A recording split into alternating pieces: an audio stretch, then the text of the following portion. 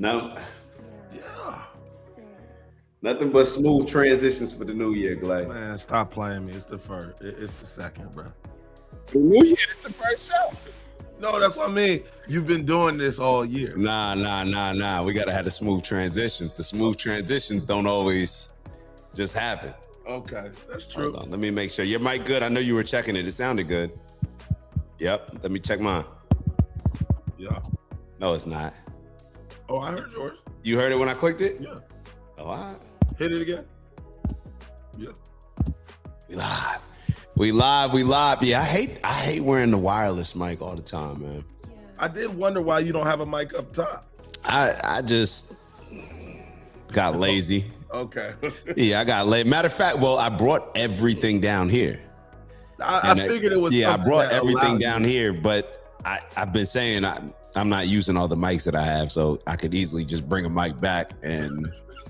But for whatever reason, I'm like, all right, I'll just do the wireless mic, but it just doesn't hit the same. No. You said you got like the low and slow R&B voice when you got this right. With this one, Yeah. you could hear a difference. Nah, yeah. I mean, shoot. I don't know to people Just that like a don't. little smoother. Yeah, to the people that don't really pay attention, they might not peak game, but you know, like we know. Yeah, like you know could how- tell when it's coming in buttery smooth. Yeah. Like, when you feel like you on the late night R&B radio. I get what you're saying. Yo, they got a dope show you might like on Netflix. It's called Hitters, I believe, but it's like 5 to 10 producers, ghostwriters, and they're all living in like in the Bahamas or Bermuda or something like that. And their goal is to break into groups and create hits for John Legend, Usher, LAD, things of that nature. Man, nah, bro. We ain't gonna let them take Diddy's blueprint, not give Diddy any credit. No. Nah, we're not doing that. We're not doing that, bro. What show? So that's Making the band. Come on, making the band, making the lyrics like first. Well, they've had another one that was lyrical. It's funny. One of my cousins was on it, Sonye. But stop trying to bite off Diddy, man. All of this stuff. All of it. They look, man. Damn, I ain't even peak game. I was just fucking with it. I was like, oh, seeing it. Cause I'm always fascinated with people that can sing. Mm-hmm. Damn, my shit cutting off early. People that can sing, rap, like create beats. I'm like, yo, there's talent. And then there's this shit I ain't never seen before. So I'm so fascinated by that shit. But I guess I ain't even peak game. Come on, man. They all biting. Well, Happy New Year to everybody. Happy New Year. Obviously, BK and I, we're treating it like anything else, but I think it is good the beginning of the year to take inventory. Take inventory of who you are, where you stand, where you want to go, where you fell short last year. And we'll kind of get into this conversation a bit more. We're going to start having a community. We got some community standards, right? Everything shifts by standard. So we're going to see if we can start challenging ourselves as a group and making sure that, we're getting our steps in per day. We're getting our breath work and meditation in every day. One of the ways you could do that is to tap in with us every day, of course. And then different things like maybe just breaking a sweat every day, maybe reading a couple pages, just opening a book, reading a page. Even if you read a page, check it off the list. So we're going to start doing that, making sure that we're raising our standards and being intentional with it, as we always say. But I guess we'll start off. We got what we got in the building. We got Finn tapping in, of course. Got the homie Finn tapping in. You have power over your mind, not outside events. Realize this, and you will find strength. Marcus Aurelius. Jeez. Yo, he does not miss, man. This is a special guy. he really doesn't miss. Yeah, this is a special guy. You know what it makes me want to do? Obviously, I saw the movie Gladiator. That's really my only perspective. That's the only way that my perspective was shaped on Marcus Aurelius. So I almost want to go. I'm gonna ask a question. I really don't know who Marcus Aurelius is. So you remember the Gladiator? I don't know if I really fully. The only person I remember in that movie is Gerard Butler. That's the only person I read. All right, hold on. I'm just gonna bring it up for you. It was who? I can't say it was who. I think it was more so about who. Like, I'm trying to think of the scene that they were discussing him. So he's in the movie, like he's yeah, like that was who. Hold on,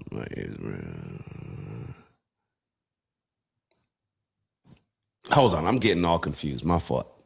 So, yeah, the one who, hold on, Marcus Aurelius was the father, right? Commodus's father, I think. Yeah, that was Commodus's father. Because now I'm getting confused whether Marcus Aurelius was. Yeah, Marcus Aurelius was the father. Okay, of the gladiator. No, the father of Commodus, the hating ass son, the one that was jealous of the gladiator.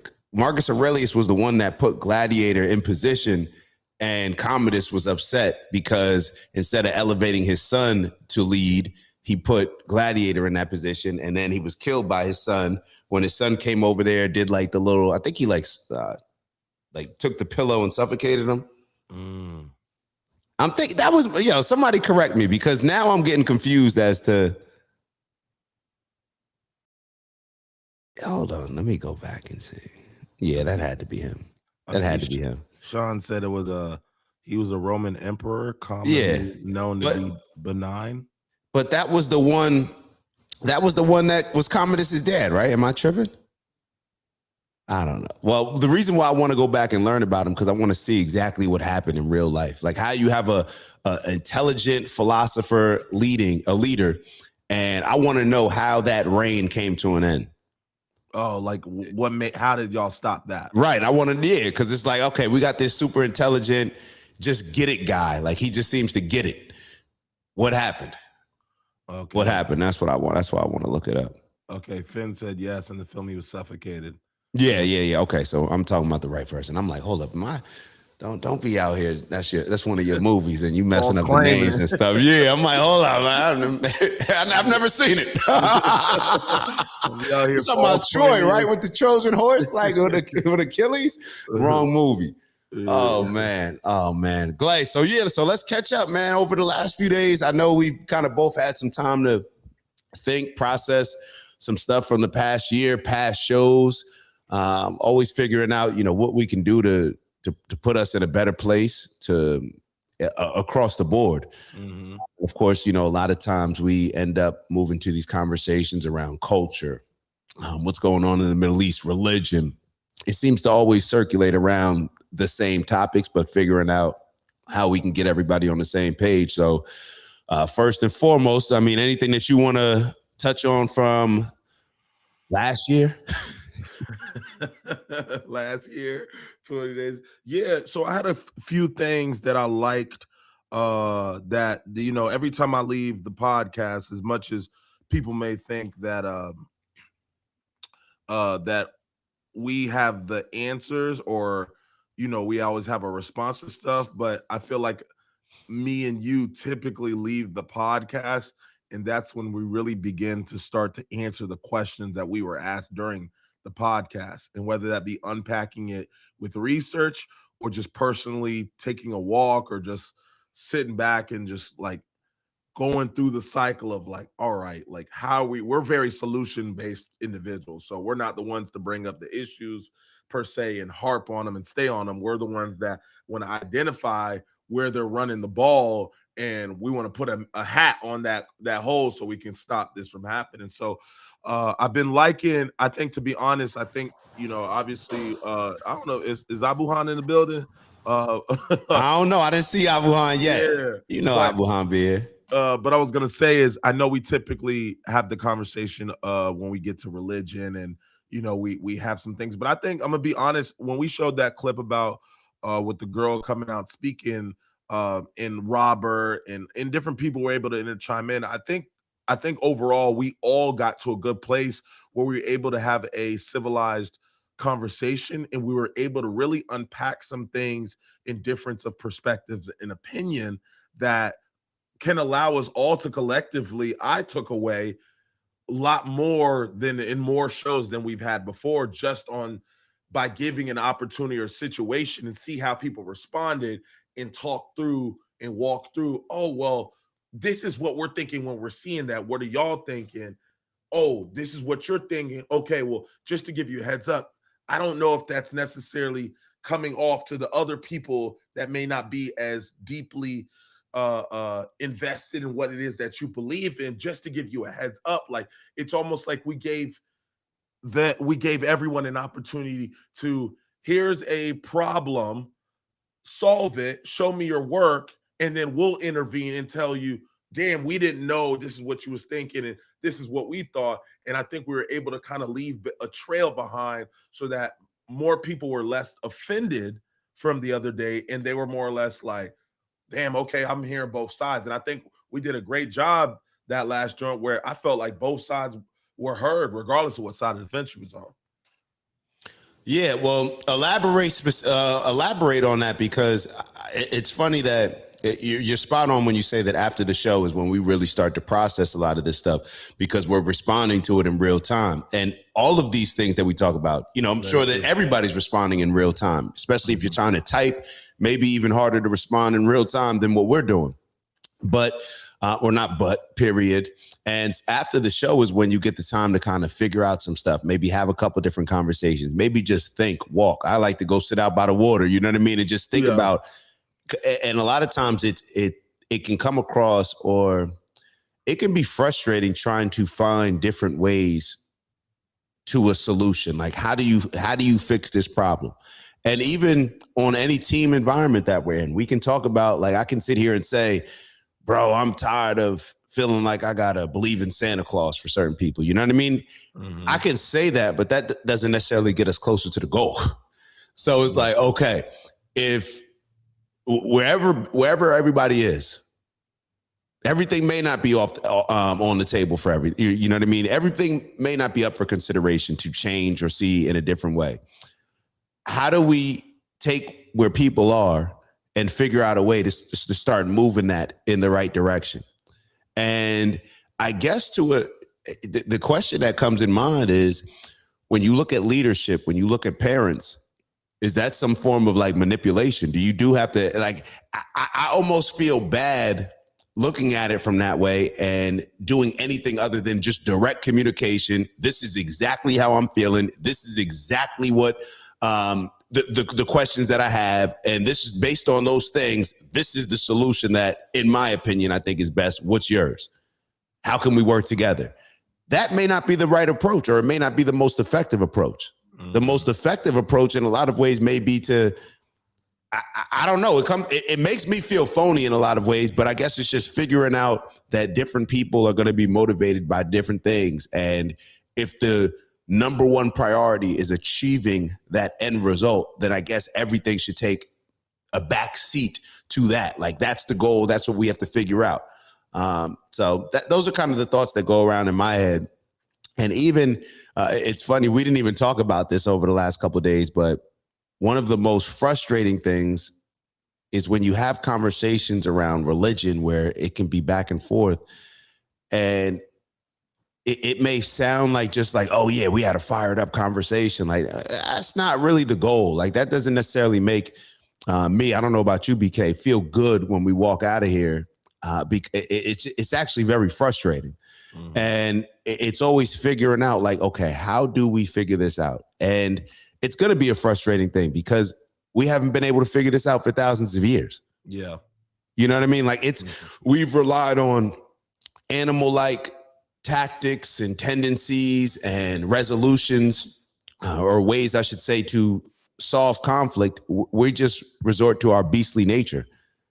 Everything just goes tribal. Everything becomes us versus them. And we're seeing it. We've been seeing it for a very long time. So I think it's a combination of, you know, understanding that, hey, we've been trying to solve this for a very long time and it failed. Mm-hmm. What are some things that we have done? And I think that maybe this is why things have to always get so bad before they get better, because the more things get bad, then people will be maybe open to considering options that they didn't consider when things were just rough. You know, when things get ugly, I think people are a little bit open to solutions and more direct solutions. I agree. Like, it's almost like, as many times if you may want somebody to not touch the hot stove is just some way, somehow, there's no better way to teach them than to let that fucking hand touch that stove. Yeah. It's like no matter how much, and we feel so compelled as people that have done the touching of stoves enough, or we've done the work, or we've seen what it can cause, and we maybe have the experience, the wisdom. We want to provide the value and the service that we feel like we've sacrificed to obtain, to prevent others, because we know that impact, and not everybody is going to be able to rebound from touching a stove like maybe we have, because maybe we just had grit, or maybe it just took us a long time to get here, or maybe you don't see the downside of being able to give you this wisdom. But for some reason, there's no better teacher than the situation itself for them to learn. And maybe that's something that I personally need to learn. I don't know how to not be the person that I wanted somebody to be for me. I don't know how to not be that person. It's just almost impossible, to the point that I would rather be more removed from people so I don't have to be focused on trying to assist them. That's the only way. When I enclose myself in my own stuff and I keep my circle small, like the less quote unquote friends and companions I have, the less I have to put my hand out and feel the need, like, nah, bro, run it this way. But it's just like the more that, but what's interesting is our personality naturally attracts people. So we naturally are forced to want to be our authentic self, which is to assist the people around us.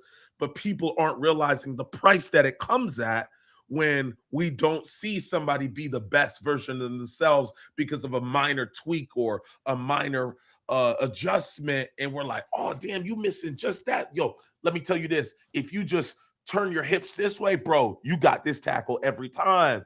But like when they don't come from the similar background, when they understand that somebody grabbing them on the shoulder, pointing where they're making a mistake and telling them how they need to do it, they seem to take offense from that. But our entire life, we've been raised that if somebody isn't grabbing you by the shoulder, telling you the truth in your ear, telling you where the mistake at, and telling you how to solve it, that's how we've built our relationships that have been long-term.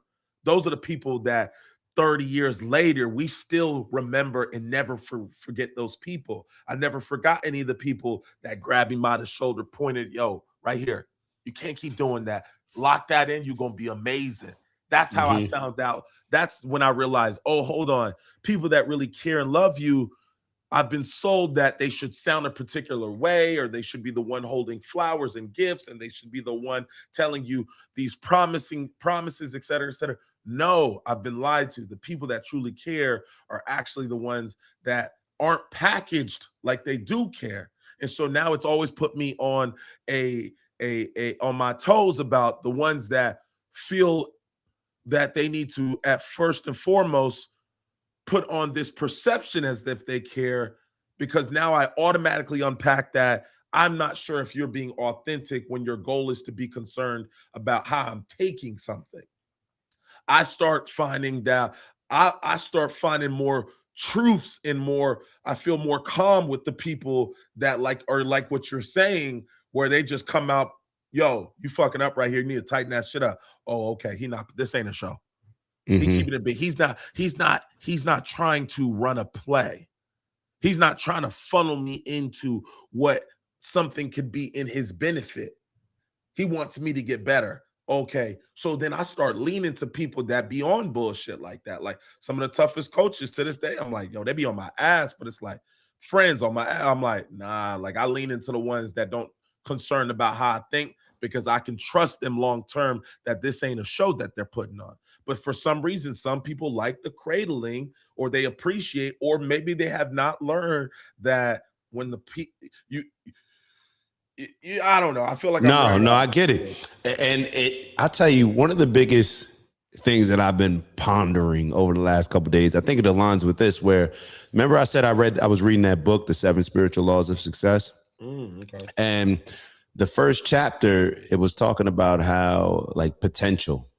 And one of the things that it was saying is that one of the keys to obviously unlocking different things to get to success is no judgment. And I was saying how this is going to be hard. You know, how am I, the things that we do on this show, like, how can you not have judgment? And I started to think in a lot of different ways. I'm like, well, there's a lot of people that are comfortable doing certain things in business that I may not be cool with, but they make good money. You know what I mean? And especially when you see it in the healthcare industry, like it's right in front of you. You're like, oh, okay, that's how they're getting all this money. Like, oh, that's why they're doing this surgery, or oh, you know what I mean? Like that's why they're prescribing this medicine, and you see that. But it's like if you have no judgment, you don't even care. So even though, like, but I was real torn with, because if the book just said the 7 principles of success, I wouldn't have had an issue with it. But when you say the 7 spiritual laws of success, that to me was like a conflict point, because I'm like, well, how do you achieve spiritual success without judging certain things?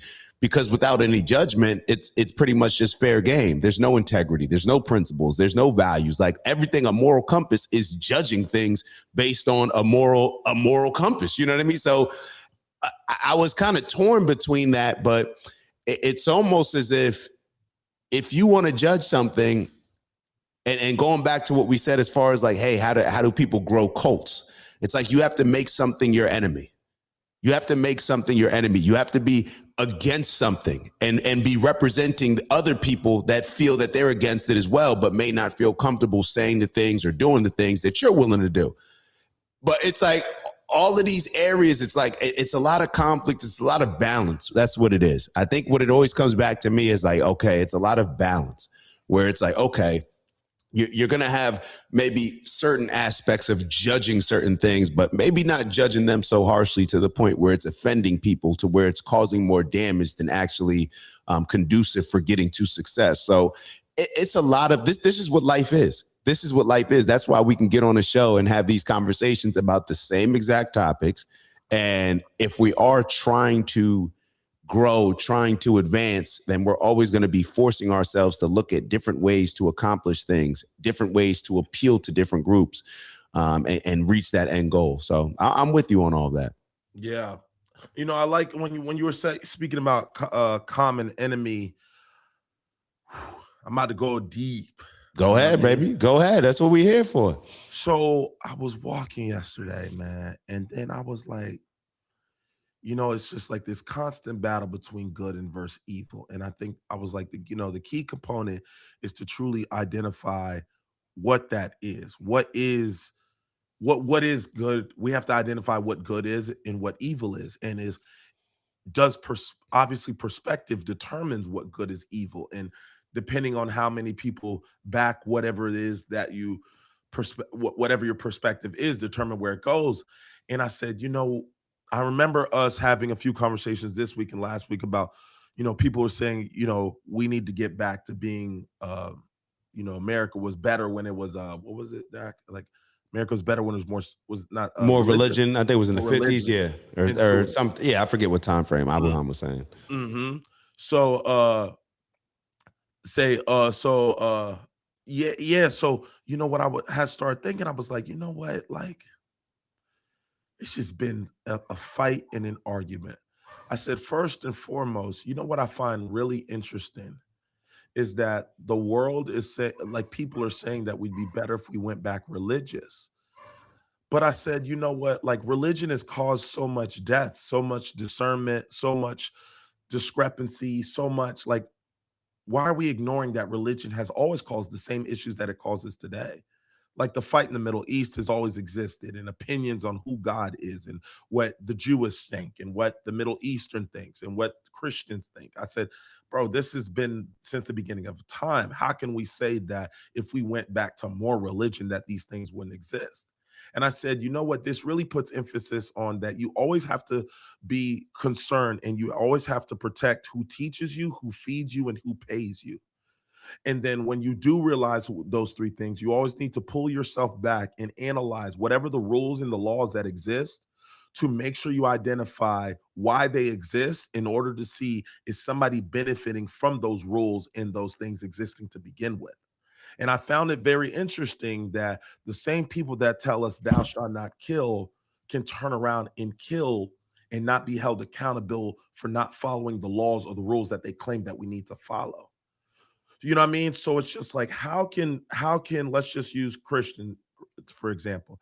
How can the Christians tell me to follow the commandments if God's people are choosing to kill people that don't follow what they believe in? I said there's something interesting about why are the people that are creating the rules don't have to play by them, but you're supposed to tell me that I should be able to go somewhere if I do follow them. How? There's a disconnect between what's being told and what's being said and what's being done. And I think that's a question mark that I'm always going to have. You know what I mean? Hmm. Not only when we say that, but I also find it really interesting. And for the people, feel free to chime in the comments because any pushback, because I want this conversation to kind of roll. But also, Dak, it's like I was playing devil's advocate, and I'm really gonna go here. Here I go. I was walking and talking. I was like, you know what, Dak? Like,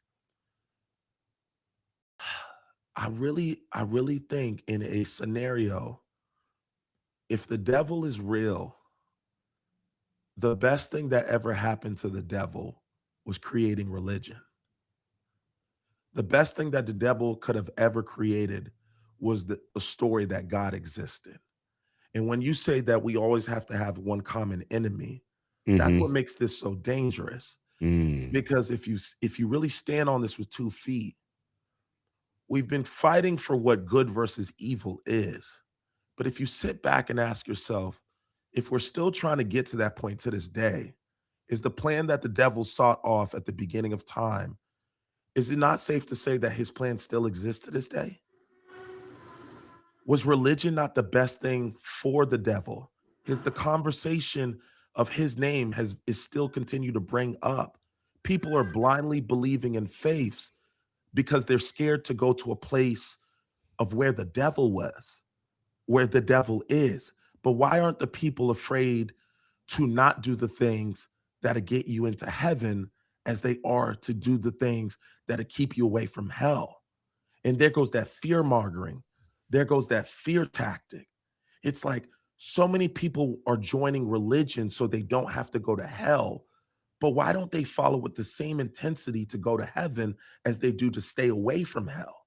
And if I am the devil, then me creating this concept was the best thing for me to get people to continue to sin for decades and centuries after I've been here. If I'm looking at the scoreboard, how can you guys say that that Jesus is up at halftime right now when I really look at it, if 2025 and religion has been around for centuries and we're still fighting this war, the best thing that the devil ever did was create a common enemy, create the rules and the regulations, and anybody that pushed back against those rules and regulations would be exiled, would be seen that be crazy. Brian would sound wild for bringing these tips on, but that's the structure. The structure is fascinating because I said to myself, I said, Dak, how the fuck did somebody sit down and let's just say whatever the religion was, right? Like it started with good principles, and I will always believe that this thing started good. But you're telling me that somebody sat down at a round table centuries ago and would know that this thing would still be unraveling this far down the road? I said humans are some of the smartest people in the world. And I know a fair fact, if they wanted a problem to disappear, they would make it disappear overnight. But if they want a problem to stay, the problem will stay forever. I'm no longer giving people the grace of ignorance anymore.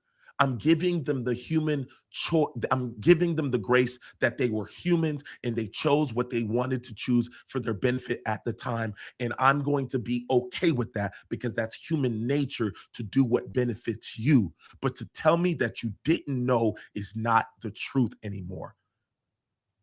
I Mm. think religion and God and all these things, if the devil was the conspiracy, if the devil was behind creating it, it was the best strategy he could have ever done because people aimlessly are scared not to go to hell. So they fight tooth and nail to get to the top to go to heaven, and they're willing to do anything to get there.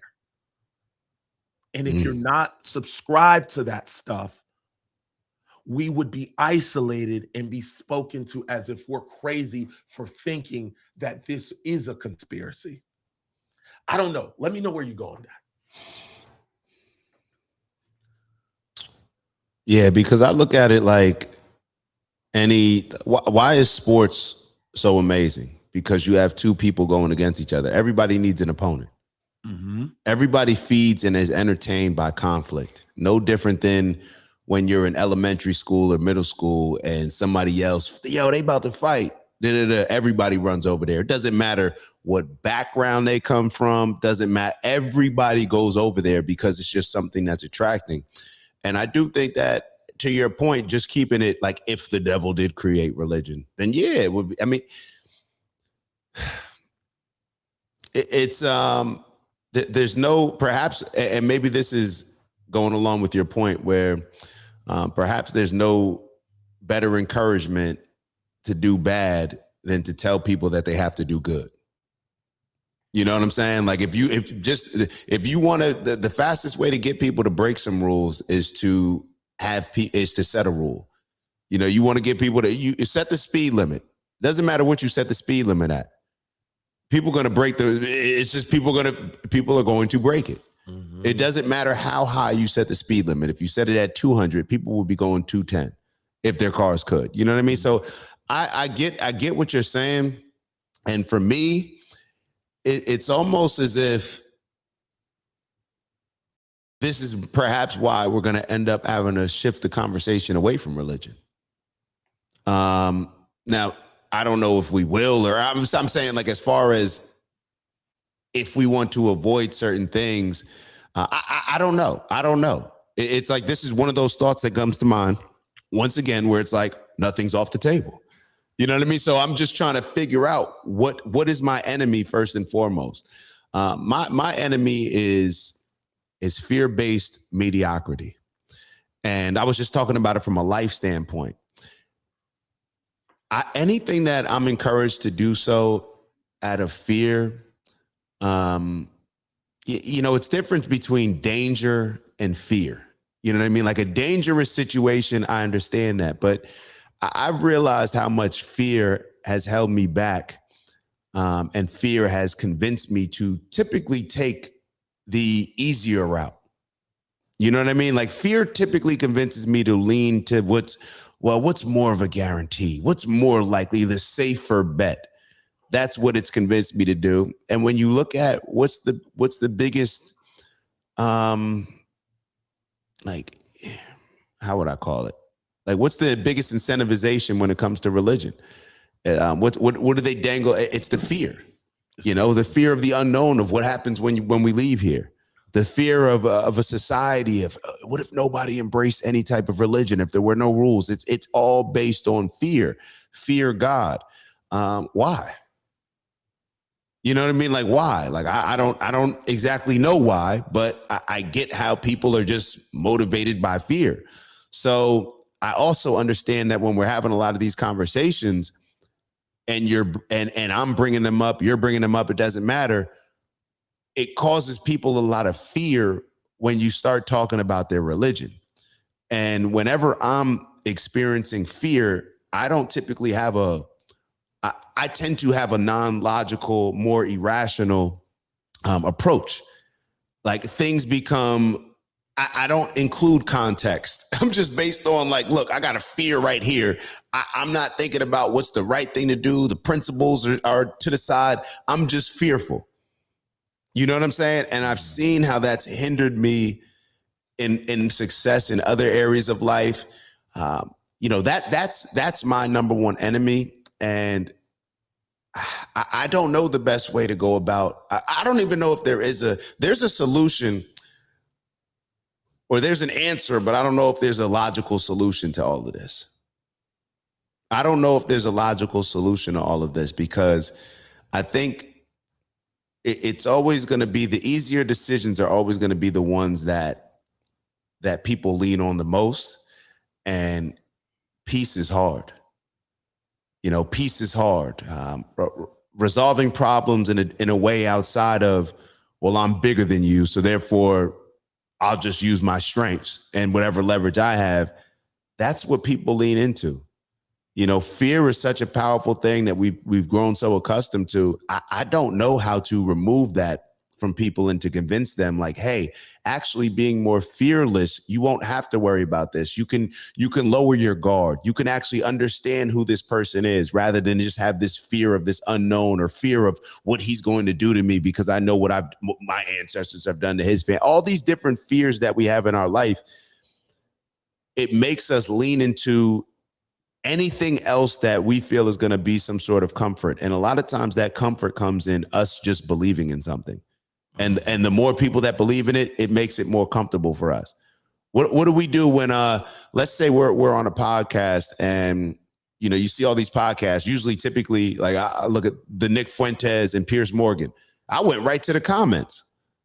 I want to see the who did people vote for? You know, what were people thinking? And it's a lot of times when we speak, we want to know what people like, how did people feel about us? Like that's kind of like fear just comes about in different ways. And yeah, I know I'm rambling a little bit, but yeah, I think we're on the same page. But bro, the devil, God, bro, all this stuff is just energy. It's all just energy. There's positive energy that we associate with God, the negative energy we associate with the devil. And you're going to have both. It's the law. It's some science law. I don't know. It's the law of energy, bro. It's the law of energy. I find that interesting. And when I was thinking about even like when we talk about like, you know, with what's going on in Gaza, right? And we see how them boys doing what they doing, right? Mm-hmm. And then we spoke about how it makes you question, like, damn, did y'all do this on purpose? Like, I'm starting to think y'all, like, who is Hamas? Like, do they exist or do y'all got a hand in that? Did y'all pay? Did y'all pay a group of individuals who weren't living an affluent life and say, look, we're going to pay y'all to run a play on this date so we can have an excuse to pop our shit? You know what I'm saying? Like, but those would be considered the conspiracy. But I'm seeing the same traction create the enemy. So then my behaviors are justified about how I respond to the enemy. So, if the devil exists, then I can justify all the things that happen in the name of religion. It's like it's the same structure. Create the gangs so the police can justify their behaviors on how to keep them in line. Create the terrorists so then I can justify dropping bombs. Like if I can control and point to you guys, hey, that's the enemy. Now I make the rules. And I find that that's what I was talking about. Yo, when you hear rules, law, and structure, pull back and see is there a possible benefit from somebody creating these rules and laws? Yeah. So when you really start unpacking all these things and it doesn't matter what industry and what field we're talking about, if you can create the enemy just as much, if you can create the enemy, you can control the narrative. You can control people's opinions, perspective. You can control people's emotions. So that's what I constantly see in multiple ways. And then when you see the mega church making $10 million, or you see the company who is paying their employees next nickels on the dime, but they're making $2 million, I'm seeing as long as in these fields where people are creating the enemy, and when they're creating the enemy, for some reason, the Jewish people can control the narrative. Oh, they pop their shit. This is what we doing, and this is why we doing it. But even though this goes against our morals and principles, even though we're God's people, and we even though this is not what we condone in our book, but that goes out the window. But this is the reason why. But we're controlling the narrative. You know? Yeah. I think that we just see things through the lens that makes us most comfortable. That's how we choose to see things. Everything that you're saying, people know. They know. People know. Like we have to remind ourselves deep down, all these situations, people know, but people just decide to stop when it's like, oh, okay, that makes sense. When when in all actuality, they only do that because it's a longer road to look for truth. People would rather just accept belief. If I accept, oh, this is what I believe, I could stop right here. But when I have to do more due diligence and do more of a deep dive and to find answers, to find truth, to be in the know, that's a lot more work, bro. It is, yeah. That's a lot more work. And when do people just take on work that they don't get paid for? Like, who does that? Only if it benefits them. Right. People only do that when it benefits them personally. People are not looking for these solutions, bro. The majority of people are sheep. The majority of people, like, it's almost to the point where I used to think when I was younger that if people chose, like, if you were presented with the opportunity, let's say, yo, you work your butt off, you're going to struggle, but you get challenged and it's going to be a ride and that's going to get you up here. Or you can just coast and be here. The longer I live, the more I'm convinced that in my mind, the number of people, the percentage of people that would choose to just coast and be mediocre, that's what people want, bro. That's what people want deep down. People don't want to compete. The same way when we were in practice, I can remember the feeling that I used to have, and perhaps you used to have it too. The practice was easy, but there's one point of practice that got your juice flowing where you're like, yo, I ain't gonna get embarrassed out here. And it was one-on-ones. One-on-ones, yeah. When you go one-on-one with somebody, who's the better man on this play? All eyes are on you. It's you versus you. It's the crowd. Nothing got my blood boiling like that, where it's like, yo, we got one-on-ones today. I bet. I know that I gotta have a whole nother mindset when we take that break, that break right before we about to go to one-on-ones. All right, water. Next period. Nobody talking during that break. Yeah. Now the break after the one-on-ones, when we about to do some team stuff, we're talking about a little more relaxed. But that break right before one-on-ones, bro, the energy shifts. The energy shifts, and most people just don't want to confront things. And this is like a one-on a whole bunch. You know what I'm saying? Now you got to confront things. You got to ask questions. People get uncomfortable with you asking questions across the board. But people know. People know, bro. People know. There's no way that you look at a lot of these situations and people know, bro. They know. You're not this lost. Yeah, nobody's this lost. We can, and that's the thing. We can think about for hours and like, yo, how do you do that? People know, bro. You don't think people on football teams, you've been playing football your whole life and then you make it to college, the NFL, you don't know what you should be doing to put yourself in the best position? You know, I may not do it, but I know I should open that playbook. I know I should open up that iPad, but whatever. I don't feel like doing it. You start rationalizing, bro, I've been at practice all day. We watch film already. You're only hurting yourself. So people know, bro. People know. What else was it? I remember we had spoke. I saw something also that I see an opportunity here with, if we want religion and if America was better, if it was religious and bringing spirituality and these things back, then I think we definitely need to come up with some action items about what needs to be done in order to get to that place. And a lot of people, or there's a lot of opportunity here for growth, is what I'll say.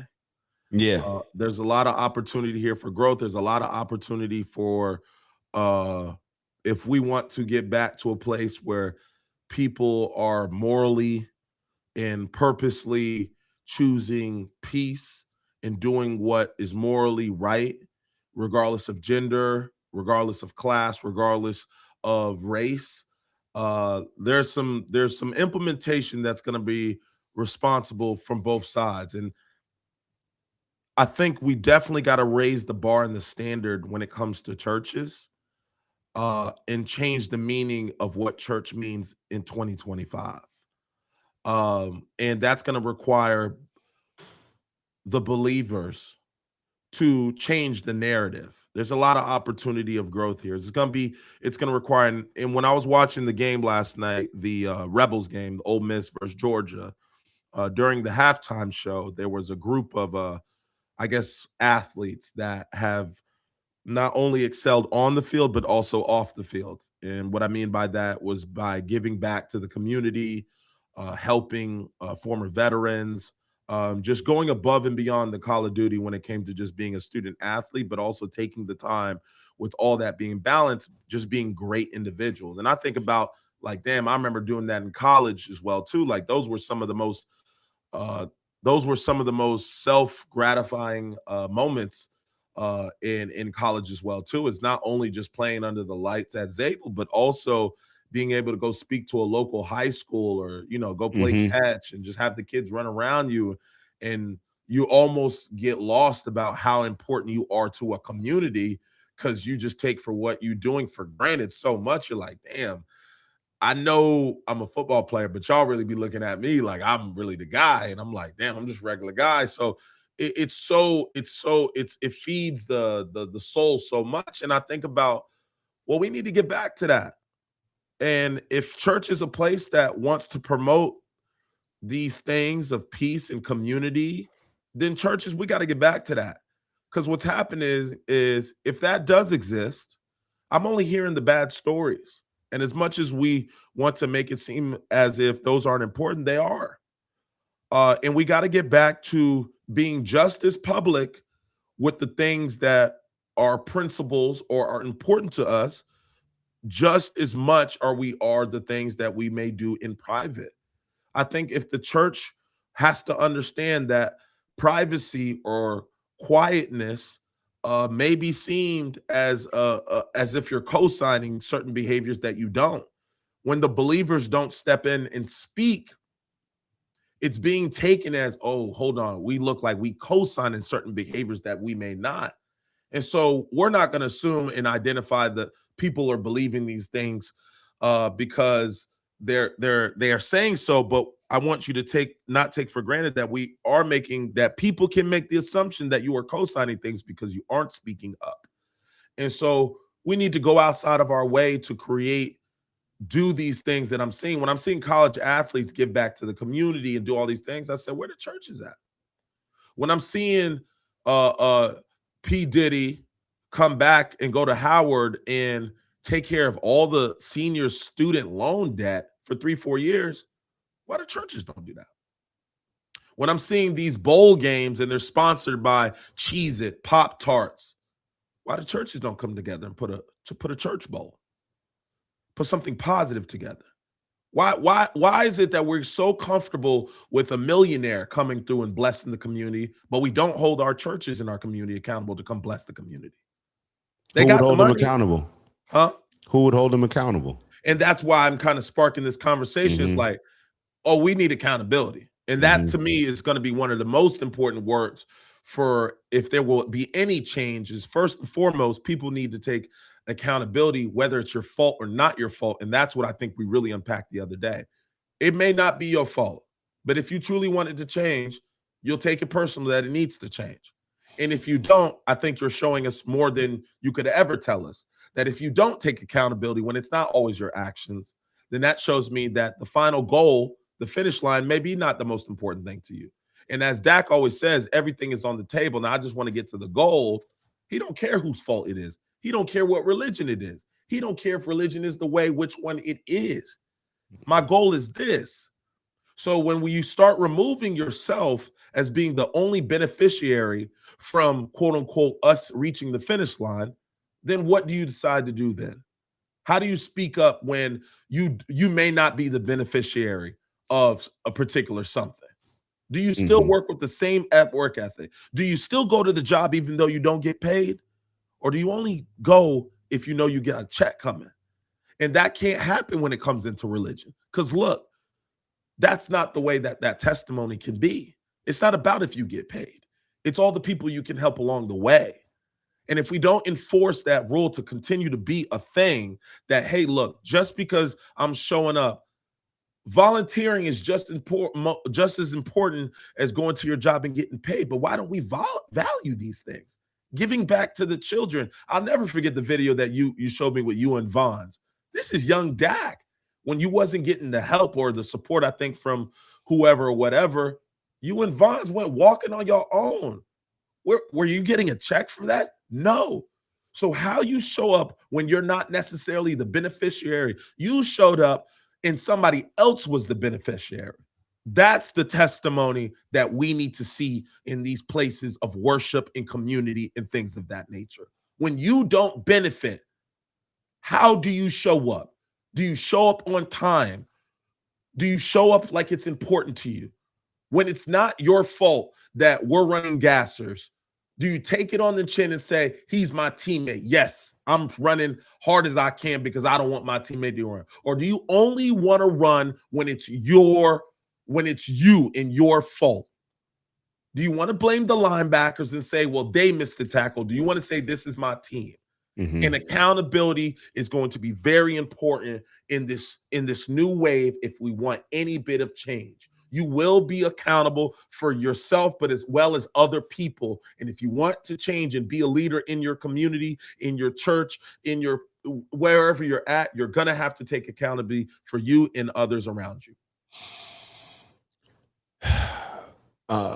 Yes, I'm 100% on board with you, Glay. I have to be real. I'm sitting here and all we're talking about is how to pacify our voice to appeal to people. And all of it is a finesse. And I'm realizing that people don't learn. You don't teach people, you finesse them. You sell them on something. This is what we talked about the other day. You don't teach people. You have to finesse them on something. And perhaps that's why you have to have a clear enemy for people to get behind something, because other than that, it's not good enough. People have shown over the last thousands of years, we don't just make the right decision because it's the right decision. Yeah. We don't do that. Yeah, so this is why Nick Fuentes and a lot of these other people that develop these followings, this is why they have to use the rhetoric that they use. Because when you just say it to people and have a logical conversation, they will understand 100% what you're saying, but it won't move them. It won't move a thing. Mm-hmm. We can have a logical conversation around religion. We can have a logical conversation around all of the area, all the things, the hot topics that are difficult for us to talk about. And when you have a logical conversation, it doesn't impact belief, bro. Logic does not impact belief. Bars. You can have a logical conversation about religion all you want, and people will walk away and say, oh, well, I understand what you're saying, but we just see it differently. Well, no, you don't see it that way. You're creating that vision. You're not seeing it that way. You're creating that vision in your mind to justify how you currently think. There's a difference, but that's how people operate. I don't know that's how we were programmed, or if that's just how the society has conditioned us, whether it's nature or nurture. I don't know what it is, but I feel like we've been on this planet long enough to know that people understand this is the right decision. This is the wrong decision. People don't make decisions based on that. What's most convenient for me and less pain? Okay, that's the decision I'm going to go with. And what it does is it just sets up, it's sad because it sets up a tough time for the next generation in a lot of different ways. And I realized it while I was having a combo with my young boy. My young boy, Colin, the one that, I'm not even sure if you've met Colin, but I've had my young boy since he was probably about 12 or 13. I did a camp when I think this is around 2013. Did a camp with the Giants, and damn, he old now. Yeah, he was about 12. I did a camp with the Giants when I was with the Giants. He had never played football, nothing. Just this little kid that walked in there. He the only white boy that came in there, and he just ready to work. Had his new gloves, his new cleats, and you could tell he was just trying to work. You know what I mean? He was just so wide-eyed. But I just took a liking to him because I'm this kid has clearly never played football, no idea, but he works. And I had a combo with him yesterday. He's 25 now, and he's had a heavy life. He's just had a lot on his plate, a lot more than I could ever imagine dealing with. And he's reciting all these things or telling me all these, we're having a deep throwback combo where he's yeah, remember when we talked about this? Remember when we talked about that? And I'm nah, I don't remember us talking about that, but I'm glad you brought it up because I'm learning from it. Teach me more. You know what I mean? Like, keep telling me more. And the conversation got to a point where he asked me, he said, yo, are you happy? And I was just like, and I guess the natural response, the natural tendency is to say, yeah. You know what I mean? Like, I'm happy, like life is cool, you know. And I was like, yeah. And I was like, bro, I don't know. I said, I don't know. I really don't know. I don't know if, you know, sometimes I feel happy. Sometimes I feel sad. Sometimes I feel angry. Sometimes I feel frustrated. Sometimes I just have to convince myself that me embracing all of the anger and frustration, that's just for a purpose. So that makes me happy. And I was just having this conversation with him saying that. And I realized that all the things that he may give me credit for teaching him, I never was able to teach him how to be happy. We never focused on that. And we never could focus on it. Or we never did focus on it. I'm not going to say we never could focus on it. But I know in my mind, I was so much trying to teach them like, yo, in order to get anything out of this life, and you can get anything you want out of this life, you are going to have to sacrifice pain, effort, and you're not going to be able to live the same life that everybody is. You're not going to be able to be as happy as everybody else is. All these different things. And it really made me feel sad because I'm like, damn, like here I pushed this mindset on this young kid, and now as an adult, he's 25, I'm 38. I don't even know if that's the right way. I don't know if that's and the reason why I say I don't know if it's the right way, I'm confident in saying like, yeah, that's the way that aligns with my principles. But I don't know if that's the quote unquote right. I don't know what right is. I don't know if I'm teaching him things or if I taught him things that would allow him to live a happy life. A happy life, what do we talk about? Ignorance is bliss. A lot of this stuff, not worrying about it. Bro, why are you talking about religion, bro? Religion been here for thousands of years. It's going to be here for thousands more years. Like, why even have that convo, bro? Just be happy. Just sit back. Just relax. Like, yo, enjoy life. Like, so there's always something pulling me in that direction. But then I'm like, bro, grow up. Like, what are you talking about? Like, that's not what I thought a man was. I didn't think a man was focused on just being happy. And I don't like the world that has been created when they're trying to convince men to be happy. I like it when men are focused on purpose, when that's the reward. And hopefully I can recondition my brain. And I think a lot of men are like this too. When you check something off that checklist, that's what makes me happy. When you add another zero to that's what makes me happy. You know what I mean? When you're able to build yourself up to now be more in your purpose. What is a part of our purpose as men? Protect, provide. So when I become a better person, which is largely going to take me sacrificing a lot of these things, that's my happiness. But that's for a chosen few, maybe, perhaps. Not everybody wants to do that. And all you got to do is look around.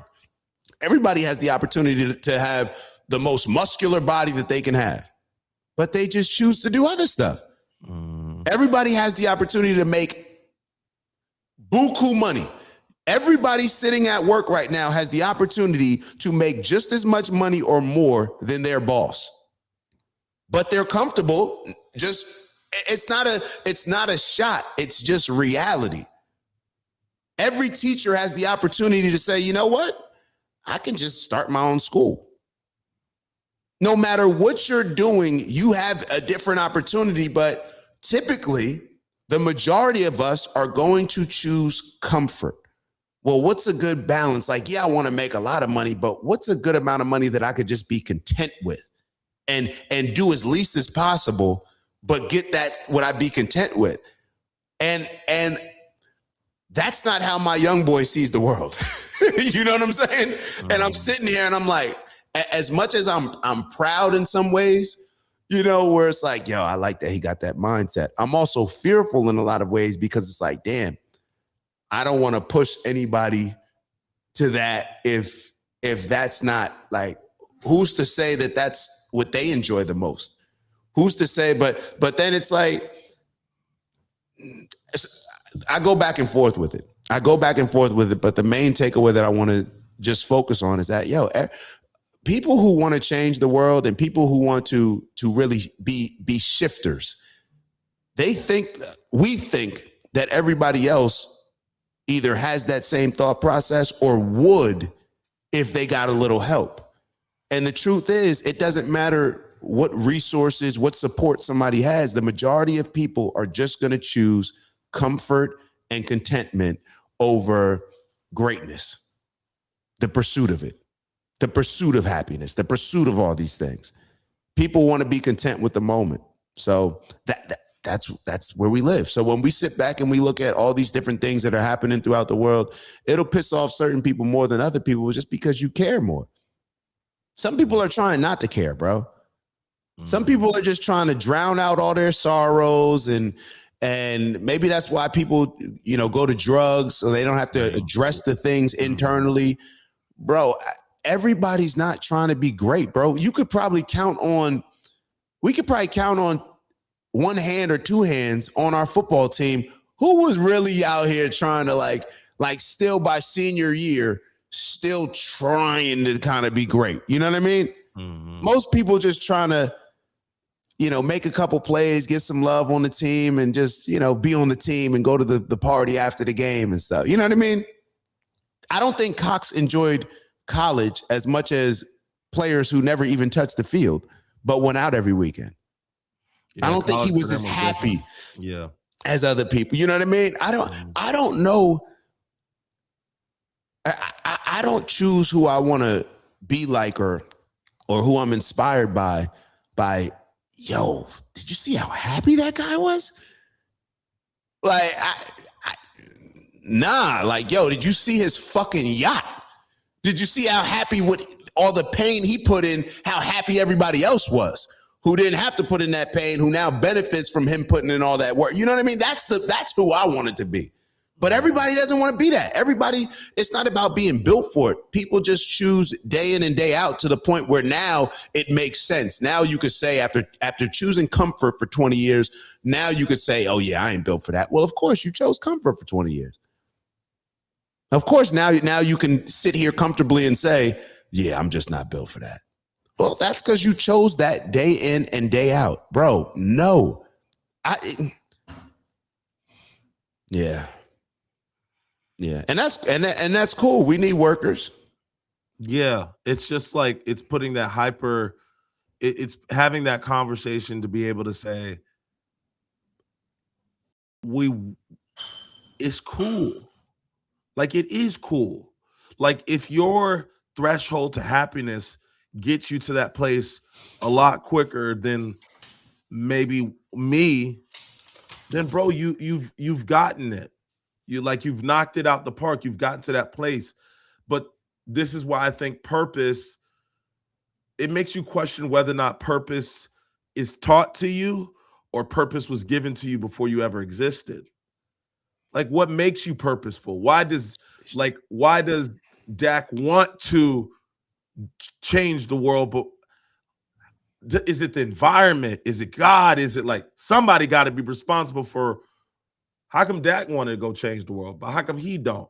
And I'm interested to have that conversation so I can see if the beneficiaries of what Dak sacrifices may be, Dak may not ever benefit from his sacrifices, but there's something to attest to a man willing, and like we spoke about earlier, there's something to a man that's willing to sacrifice and he not reap the benefits from his sacrifices.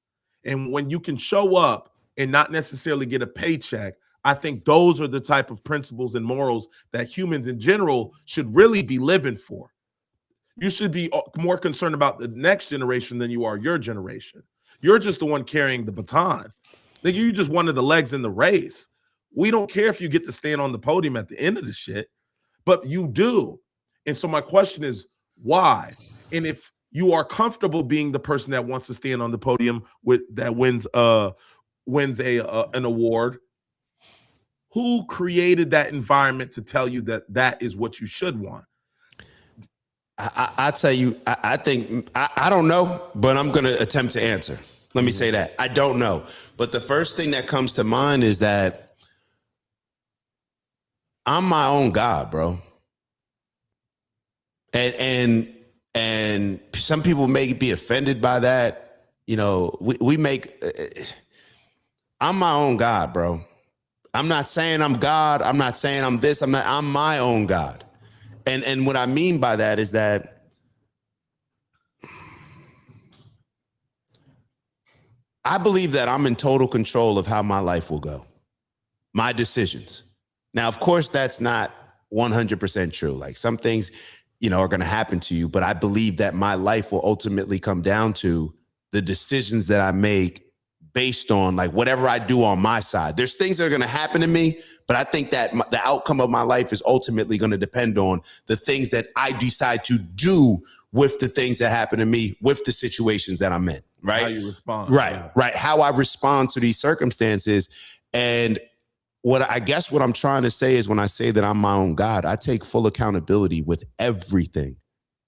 Everything that happens in my life, bro, I don't blame the devil. And I don't say, oh, well, this just wasn't the right timing. No, I may have just lost, bro. I may just not have done well. I may just not have studied. I take full accountability, but to a lot of people, what is religion?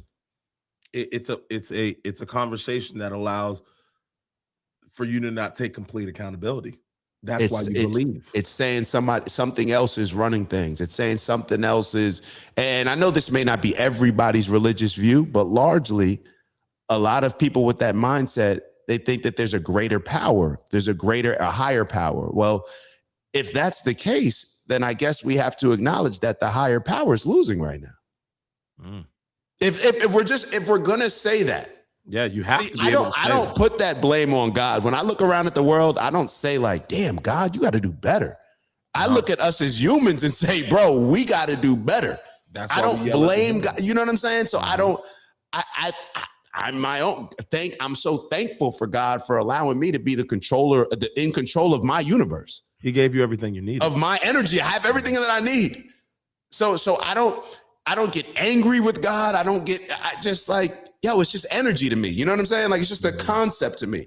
It's just, but to people who believe that God is in control of things, then I don't really think that they actually do believe that God is in control of things. I think it's just a convenient answer to that question because there's no follow-up. There's like, oh, if you walked in any business, let's say there was a terrible restaurant, right? And you say, oh, I want to speak to the manager. Like, who runs this establishment? And then the manager comes out or the owner comes out and they say, yo, what's the problem? You start telling them what the problem is. And they're like, yo, I don't got nothing. Like, you know what I mean? Like, so if we're in a world, let's say, that is upside down, I want to see the boss. Who runs this? Oh, God runs this? Well, bro, what's going on here? Right.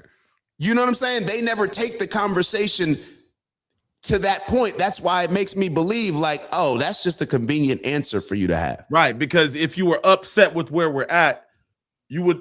Where else would you turn to? Yeah. You would ask for the manager. Right. I want to speak to the manager, bro. Is this a supervisor? Bro, why am I? Put your supervisor on the phone. Yeah. You would hold them accountable. Right. Right. So that's why that's why I don't blame God for any of this stuff. Like, I feel like it's just humans doing dumb stuff. Humans choosing to operate in ways that we know from a very young age that we should not be operating this way. It's simple as fucking that. Yeah. Before religion enters the chat, before belief enters the chat, like Sean, everyone has a religion, it's a set values and principles. No, you don't need you don't need religion to have a set of values or principles. And even with Steve wrote, breeding versus environment, trading places, seeing quotes are coming. Breeding versus environment, nature versus nurture.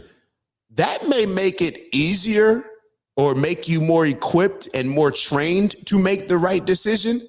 But regardless of your nature and nurture, like some kid growing up with a bad father and bad parenting, you know what bad parenting is. Like, you know the things that, even if you've never experienced like what a good parent is, it's like you get to a point where you know what I'm saying? Like, you just kind of inherently know based on some of the, maybe the negative experiences that you've had. So the breeding, now let's say if you came from a good father, now it may be easier for you to be a good father in a lot of ways because you've seen that, but we know we know what it takes in a lot of these areas, whether we've had those experiences or not.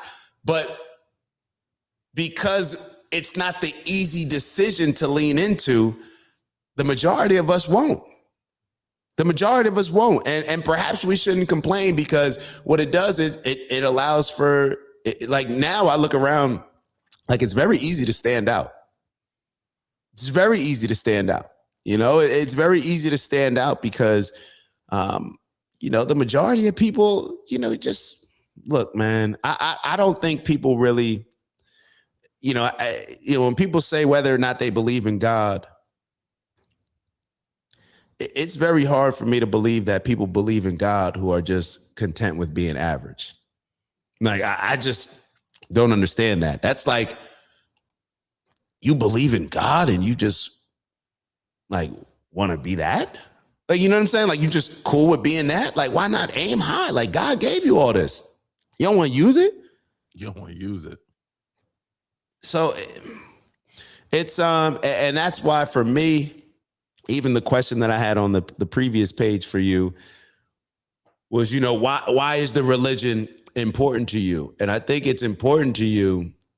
Well, I'll let you answer, but let me give a little context around the question. I'm asking it because I don't think people are going to change their views of it. Is there, or let me not say that, whether or not I think that, what I try to figure out is there another way to convince people to raise their standards when it comes to how we treat each other and how we move around in society?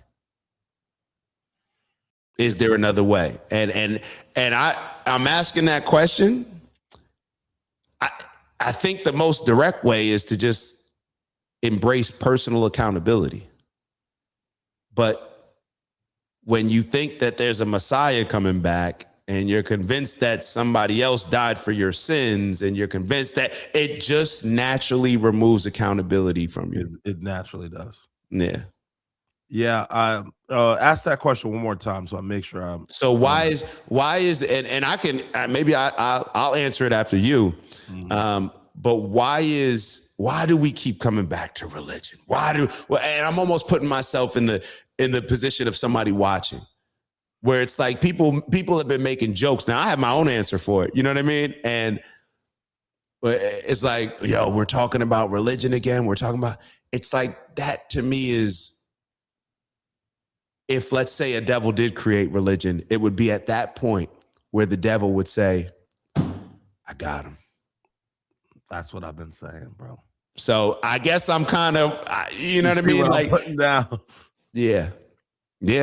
I think like what you said, and I saw Sean said something, then you have your own religion. So I looked up the definition of religion: the belief in and worship of a superhuman power or powers, especially a god or gods. So I don't necessarily know how you have your own per se religion, Sean, in that. Yeah, but to Sean's point, though, I actually agree with that. Like, I've said on this show plenty of times, like, everybody should have their own religion. Like, that's just a list of your rules, your principles, and morals. Okay. So I believe that every household, the head of every household, needs to establish the religion, how we're moving throughout life. So I do understand what Sean is saying, but then it goes back to, like, we can elaborate on what Robert said. Like, Robert said that I'm religious because, based on the definition of that you read the definition again, and then I'll finish up. Definition of religion: the belief in and worship of a superhuman power. Yeah, see, I don't worship a superhuman power externally. Like, when I worship God, like, I'm talking about the light inside of me. You know what I'm saying? The light that we all have. So in a lot of ways, is it supernatural, or is it just everybody has the ability to do it, but few people just decide to do it? You know what I mean? Like, what's a supernatural power? Like, I don't know what that is. Like, I never understood. That's why I get in trouble with a lot of these conversations when it comes to God, because I think that the majority of us, we compare ourselves to the best. Like I've never gone in a situation in a room, let's say like a sales meeting, or even when I'm growing up looking at Michael Jordan. I want to be the best. I want to compare myself to the best. Oh, So when it hold comes, on, you said most. I wouldn't say most people think that way. say it again. Well, you had said I feel like most of us walk into a room and want to be the best. Oh, well, yeah, no, I didn't mean. You're correct. What did I say? So you said that most people think that way. Okay, I'm thinking that way. Yeah, I'm sorry. Mm-hmm. So when I walk into a room, I've always like, who's the top salesperson of the year? I'm comparing myself to that person, not the person who's, in the middle or doing, you know what I mean? So when it comes to God, the more I learn about God, it's just going to make me want to be like God. You know what I mean? Like the more that we speak and learn about, especially when you grow up in Christianity, when you attribute Jesus to being God or a man to being God. So clearly we can look at, well, what were the godly principles? What was the godly way to live? What did God look like in man? I want to be that. I want to be better than that. Like it's hard for me. That's just how my mind works. So when it comes to, and I kind of lost my train of thought. What were you talking about before this? My fault. No, just on the path of just like the definition of religion. Oh yeah. So with religion, so when it comes to wanting to strive to be that, I don't see that as supernatural. I see that as everybody's potential, everybody's capability, but because so many of us sell ourselves short to, let's say, 5% of what we have potential of doing, then we look at like the 100 or the 50 or the 60, 70 achieving those things as something that's so untouchable and godly. I just don't look at it that way. I don't. What if I had to ask myself, what is God capable of that man's not capable of? What would what would you say? What would somebody say? Like, what makes God different than man? I mean, they're going to pull out the scriptures. I know that for a fact. No, but even if you pulled out scriptures, like I'm not trying to say that God is the same as man, but I'm trying to ask, like, what makes God different than man? This is when, I think some people just dive into stuff a little bit deeper. And I'll give you an example. Remember how my Instagram name used to be OG God? Mm-hmm. It was just OG_God. A lot of people thought that I was just saying like, no, he's the God of OG. No, I looked up the definition of God and I was like, that's what I'm aiming to be. Mm-hmm. Because I looked up the definition and I'm like, well, maybe this is why they have to make up stuff like, oh, somebody walked on water. And I'm not trying to offend everybody, but maybe that's why they have to put these quote unquote miracles in play that none of us could ever see a man doing to separate what God is compared to man. Because I never understood what capability God has that man doesn't. Oh, the ability to create. Well, my parents created me. So, are they godly? I really never understood. There was just always a disconnect for me where it's like, well, what is God? What makes God so different than man? To me, God was always like a status. Like that's the ultimate status. Like Hall of Fame, and then there's God. You know what I mean? Like there's so that's how I just looked at it. It's a standard that we're all chasing, hopefully. But I never looked at it as something that was super natural, so to say. I mean, I guess you could say it's super natural compared to most people choosing average.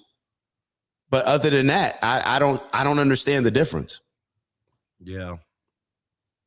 It's like you're given, like you said, it's like you're given all the things you need day one.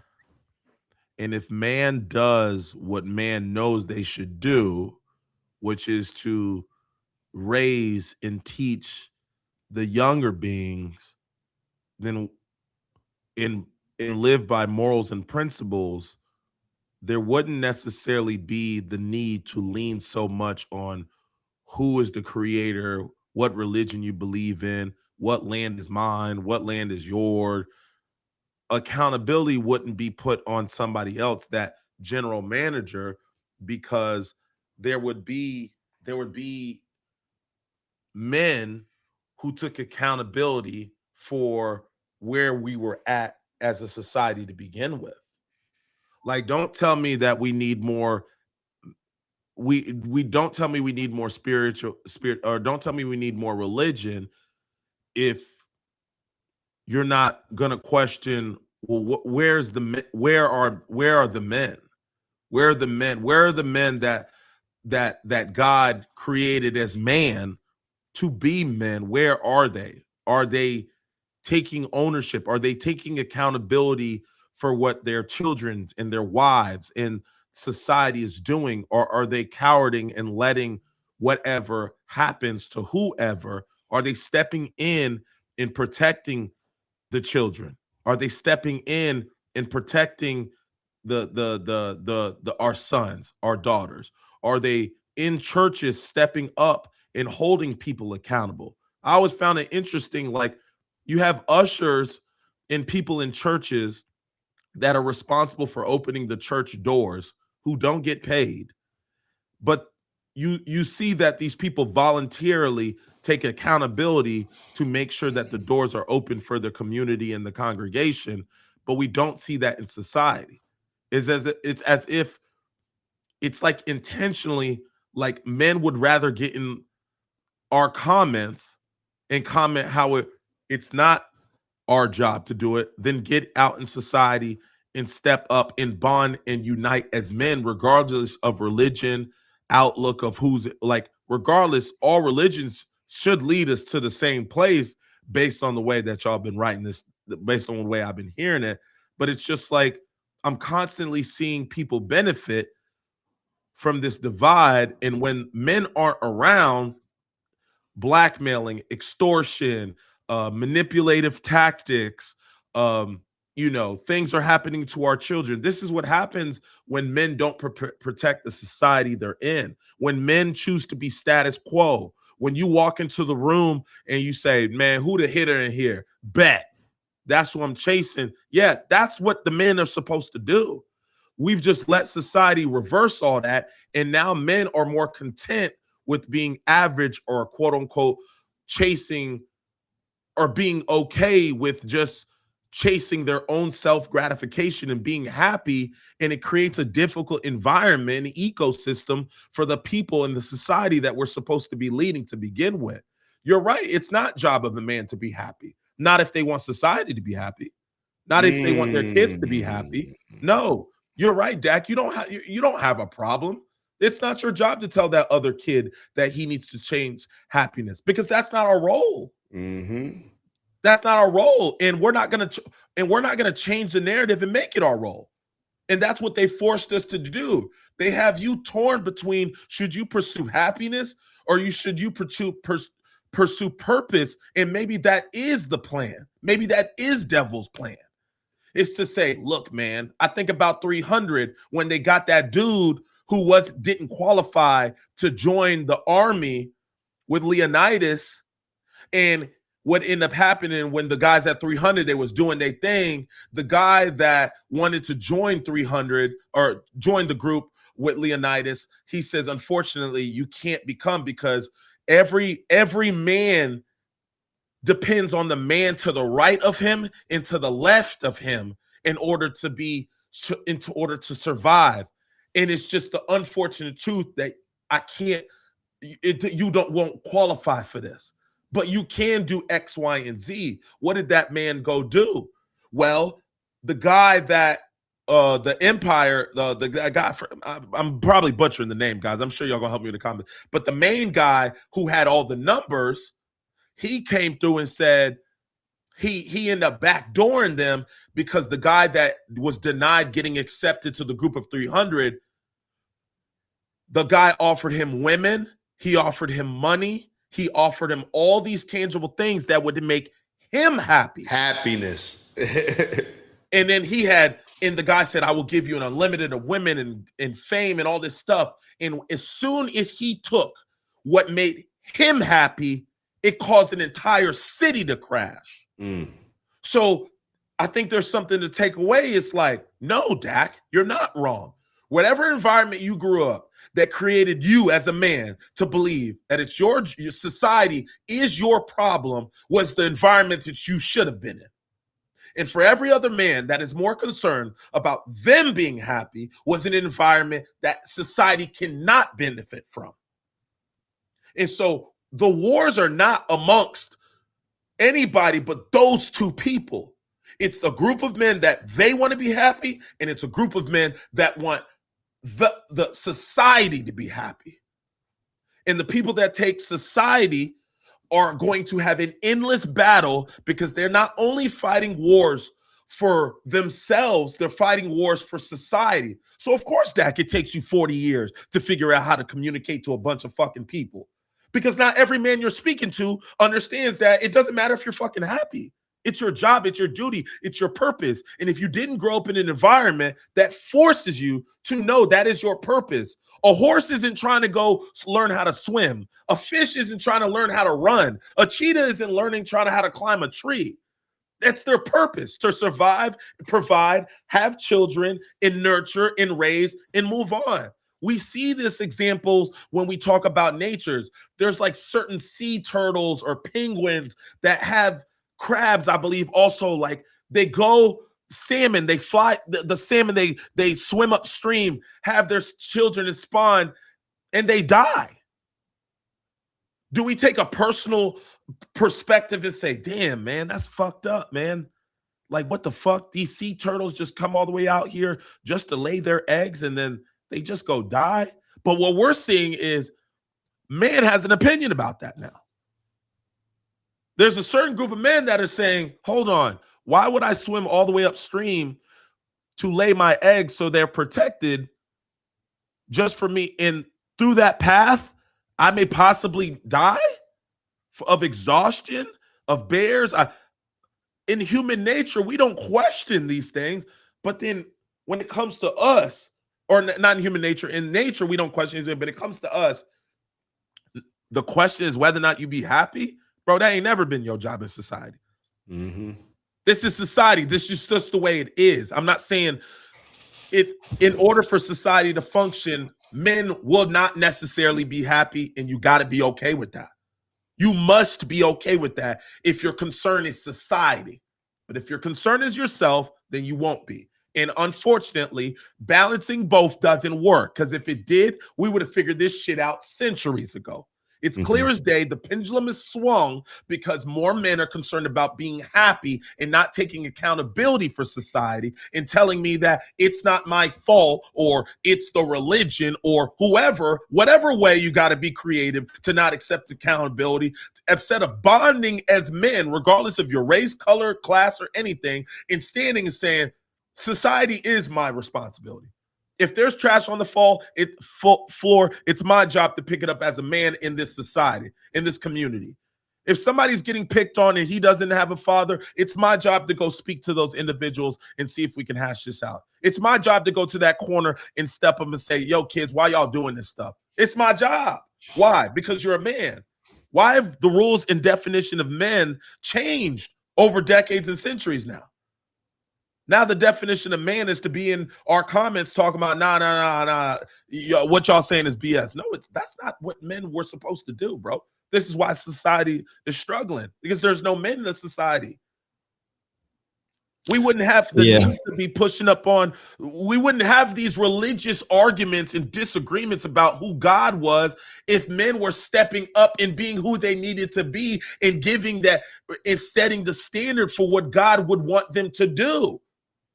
We can't have men mixed in with religion and there's no figure to show us what. If your child can't conceptualize who God is, damn, like you said a couple weeks ago, Dak, your parents is God then.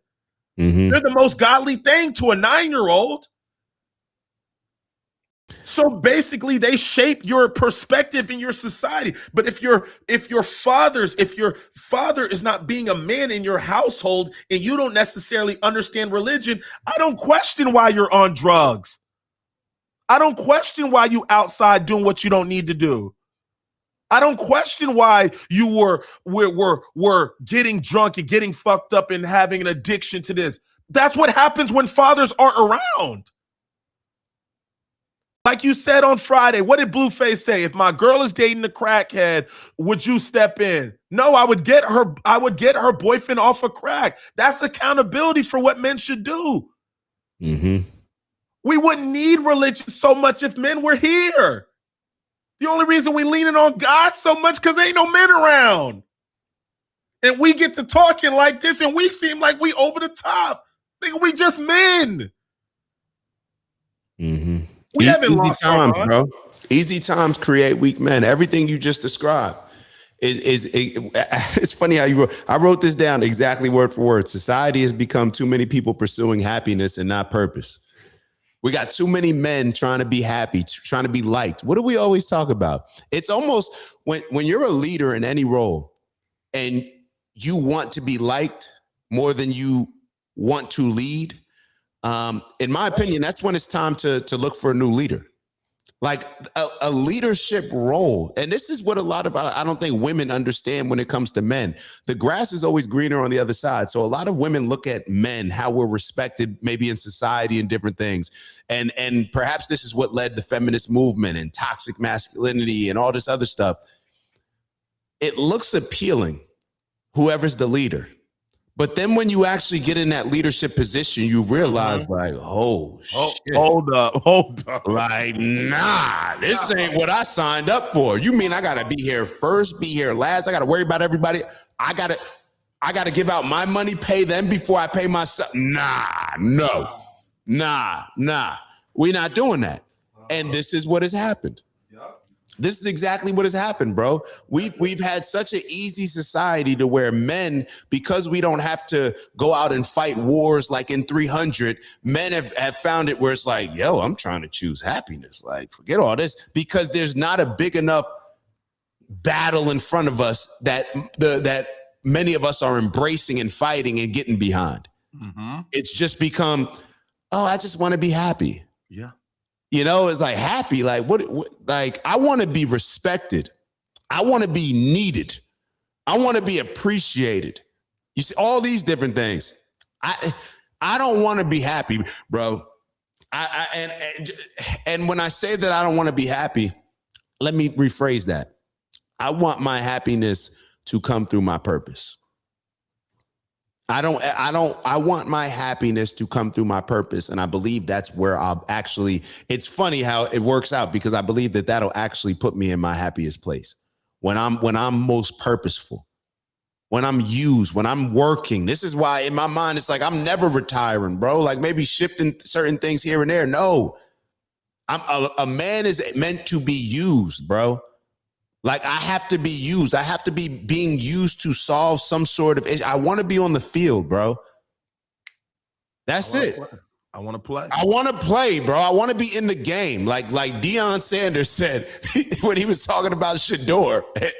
And they asked him like, yo, can he get better? And he wasn't getting any reps. And he said, never in my life have I ever walked out of a practice that I didn't get reps in and said, damn, I got better today. You know what I mean? It's like, yeah. Never have I sat on the sideline of a game just watching other people play and say, damn, I got better today. Like you may get some game here and there. And obviously I'm being a little bit facetious, like joking around a little bit because you can learn, I guess, here and there, but nothing's ever going to replace being on the field, bro. Getting in the game. Making the ultimate sacrifice. Yeah. Like that's what those guys in 300 said. Remember at the end, he was like, there's no better sacrifice that I could make. Oh, it was his co-pilot. He was like, when he says that if some of you guys want to leave, you guys can go back. Mm-hmm. They looked at him was like, there ain't no better sacrifice than for us to die alongside our king for our country. Mm-hmm. With the arrows coming across. He said, we look forward to this shit, my nigga. We look forward to this shit, man. And you know who else said it in a different way? Perhaps a little bit less aggressive. Malcolm X. But perhaps who did the same thing? Who, Malcolm X? Jesus. Oh, yeah, Jesus. You right. But you know what I mean? People do it in different ways. But everybody will look at the movie, will look at Jesus and say, yo, that's amazing. Da-da-da. Then we'll go back to our basic lives and making every decision that goes against that. Against that thing. When you're not ready to make the ultimate sacrifice, bro, then you don't have faith. You don't have real faith. Religion isn't teaching people to be godly, bro. It's not. In my opinion, it's teaching you to be obedient. And there's a lot of value. There's a lot of value in being obedient. There's a lot of value in being disciplined. But ultimately, where we've led, maybe just the mixture of where we are in society and culture, that mindset, it's not working. It's not.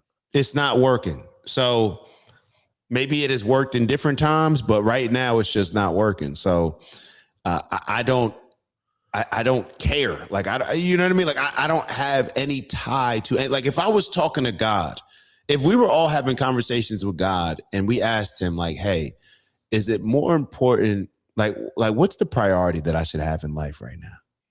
Is it more important to make sure that I never drop my flag and just always, I'm Christian, I'm Muslim, I'm this, I'm that? Or is it more important to say, you know what? What I wonder if the world would be a better place if all the religions got together, the leadership and all the religions said, hey, what's the top 3 things that you want to accomplish with your religion? What's the top 3 things that you want to accomplish? Now, I believe that those 3 things probably will be aligned mostly. But if we just brought those 3 things together and we said, okay, this is what we're now going to formulate. We can get rid of, we're going to prioritize this. Yeah, I may be Christian. Yeah, you may be Muslim. Yeah, you may be. That doesn't take precedent over these 3 things. This is the global religion. The common ground. The humanity religion. Yeah, you know what I mean? That supersedes, all the different, you know what I mean? If the religious leaders got together and did that, now a lot of people may say, well, that's impossible because the religions, like if you follow the religions, it may prevent you from doing that. That's the problem. If any religion prevents you from working with other people that don't have the same beliefs as you in order to get society to a better place, then that's a problem within that. That's a problem. You know what I'm saying? But people are fighting for real estate. People are fighting for having the biggest share of the pie. People are not fighting for the purpose. People are not fighting to have a better place. People are fighting for more and more people to follow their religion. And perhaps the group that doesn't fight for people to grow their religion or does it in a bit of a different way are Jewish people. The Jewish culture, I don't see them, Jehovah's Witnessing out here trying to convince everybody to become Jewish. Matter of fact, they try to keep it very tight and, say, no, this is an ethnicity now. It's actually through your mind. So I just want people to feel confident and godly, bro, because when you feel confident and godly, then it opens your door it just opens your eyes to see things in a totally different way. And maybe you'll see the world in a different way as well. And accept the added level of responsibility that otherwise you're not willing to accept and take on. Because it is a big battle, bro. It is a big battle, but great combo, Glay. I don't know about for everybody else, but for me, I appreciated it. Very philosophical today. Yeah, well, it's solution oriented, man. Yeah, that's the key. I think, like you said, I think it's very important that the men understand how much more important they are to society, and if you know that how important you are, then being average or being status quo won't become an option. It won't be an option. Failure won't be an option. Not being confident won't be an option. Just not being your best version, not showing up your best version. These things aren't option for men. I'm not saying that it is for women, but both things can be true at the same time. As of right now, if we need to recalibrate and structure society globally, and stop getting in these religious debates and wars overseas about who owns what and what owns what, it's going to require men with morals and principles to stand on what those things are and be willing to die for those beliefs. And it's not necessarily for your personal benefit, but your death can. How many deaths have we seen that have inspired us to this day? Mm-hmm. How many we speak about Nat Turner like this motherfucker live down the street. Mm-hmm. We speak about Toussaint Louverture, who helped drive the revolution in Haiti. Like I was just talking to him on Instagram. We speak about all these people that have unfortunately did not necessarily see their roots or did not see the benefit of their work, but how they were able to change a society. Nat Turner meant if you were black, you were hanging from a tree. Now black men are flipping real estate and on yachts. Somebody sacrificed for that. We went from picking cotton to now we own the land that the cotton's on. There were sacrifices made for that. And because there's a fear that you may not be able to live, quote unquote, the life that you feel like you may want to live, maybe that's the problem.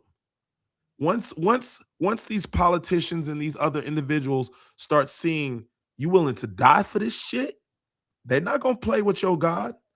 They're not going to play with your religion. They're not going to play with your Jesus. They're not going to play with you.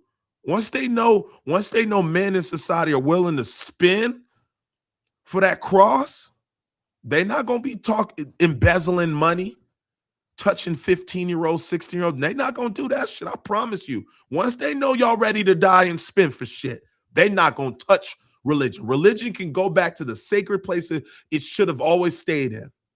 But once they realize men can be controlled by fear, all of a sudden, they had some new rules entered the chat. And now we're sitting here having conversations about how are we going to dismantle the whole thing? Give me a group of niggas that's willing to die for the shit, and I promise you we can make change in politics. Give me a group of niggas that's willing to die for shit, I can make change in my neighborhood, in my society. Mm-hmm. You go give me a group of men who ready to spin, kamikaze. I can make change in society. If you give me a group of men that are scared about the alternative, then no, I can't. And as long as politicians understand that you are scared of something, that you believe that, oh, if I do this, this may happen. Or if I don't do this, you're going to hell. As long as we can create the narrative that there is some type of fear, then yeah, you're gonna be able to control man. But as soon as men don't give a fuck, Nat Turner ain't give a damn. He said, how the hell I'm going to be scared about going to hell when I'm already in it?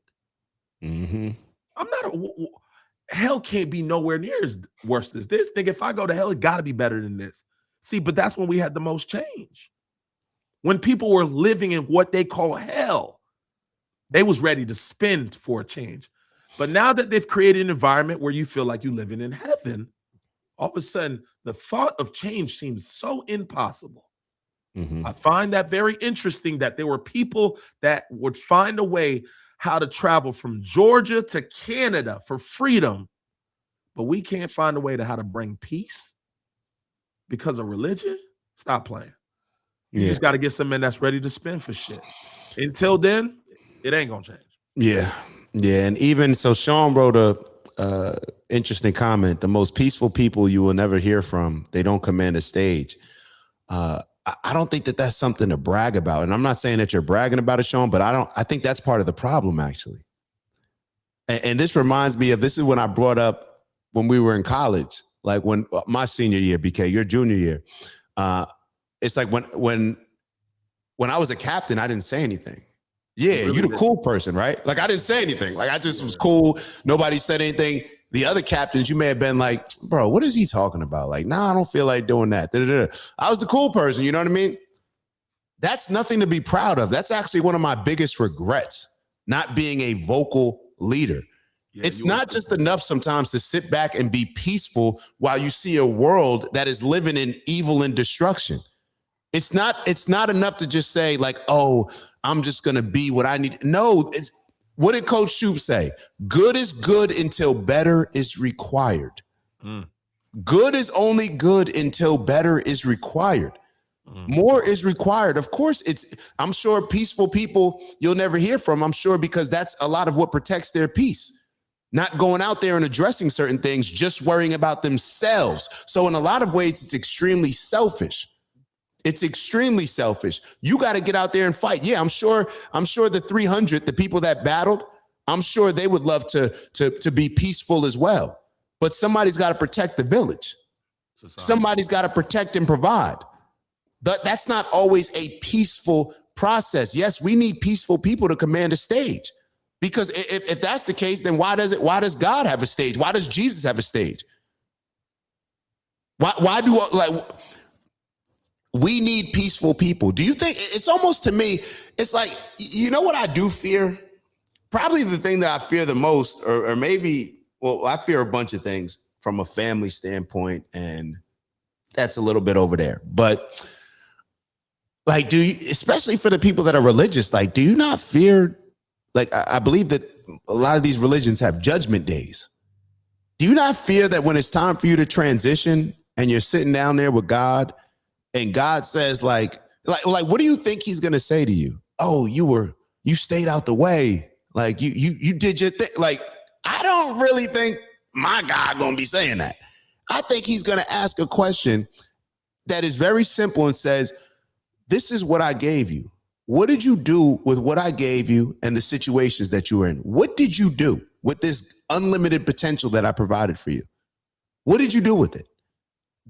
I would be scared to death to answer that question if I'm not out here going hard, living in my purpose, if I'm just being content, if I'm just being a peaceful person on my own and being quiet. Imagine having that conversation with God and saying, well, I was peaceful. I stayed to myself. You stayed to yourself. You were peaceful. Those aren't our principles. Like, imagine if Jesus decided to do that. Talk to him. So being peaceful and staying to yourself, that's nothing to be proud of, in my opinion. That's nothing to be proud of. It may make you feel better. You'll probably be happier. You'll probably be more at peace. You may, I don't know what that is, but like achieving peace usually comes through, even if it's not war, like it comes through the training, very intense training. Probably the people that have the most peaceful experience in high school, the people that nobody wants to fuck with. It's not the person that's just being like weak and cowardly and stuff. They're probably going to have a harder time in life and getting picked on than a lot of the other people. That's why people go to the gym. A lot of people, you know what I mean? They go to the gym. They want to get big to avoid problems. That's why people become violent. People become dangerous. People train. They want to become a boxer. They want to be MMA so they can avoid certain situations. Being weak is not the same as achieving peace, in my opinion. And I think we look at that in a very similar way, like as if, being more weak, more passive, that's more peaceful. No, sometimes being more peaceful is being willing to, because people know that you can create a whole lot of havoc, and that's what they fear. So because they fear those things, they decide to be peaceful, because anybody steps out of line, it's going to be a problem. Being passive is just going to allow the people who are in power, the people who are more vicious, to win. They're going to be the ones that are more vicious, more aggressive, more everything. So ultimately, if you're a passive person, you're always going to fall victim to that. So, yeah. Silence can be wise or cowardly depending on the situation, of course. But can anybody, we don't have to depend on the situation. Look around at the world. We know the situation. It's hell. Look at what your scriptures described the last time God decided to flood the planet. And then look around at what's going on right now. Very similar. So we know the situation. We don't have to speculate on, what's the situation? Sometimes it's good to be silent. Sometimes it's good to speak. We know the situation we're living in. We know the situation we're living in. Death, destruction, evil, demonic behavior. Now what is required? You think it's just going to go away if we don't say anything? Like, do people really think that? I don't know. So,